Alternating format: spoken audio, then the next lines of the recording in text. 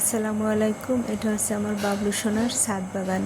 ইচ্ছে থাকলে উপায় হয়, কারণ আমার বাবলু তিলে তিলে এই ছাদ বাগানটা নিজে নিজেই প্রতিষ্ঠিত করছেন।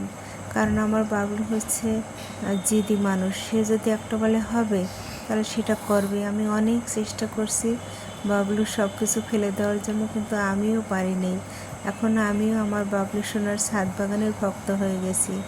দেখুন কত সুন্দর সবজি এসেছে, আর এই সবজিগুলো কত তরতাজা।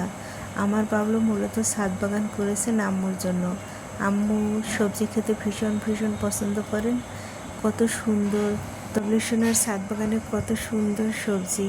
সবাই ছাদ বাগান করবেন, টাটকা শাকসবজি খাবেন, মা বাবার প্রতি যত্ন নেবেন, আর আশেপাশে যদি কোনো গরিব থাকে তাদের সাহায্য করবেন, মন ভালো রাখবেন। সবাই ভালো থাকবেন, সুস্থ থাকবেন। আল্লাহ হাফিজ।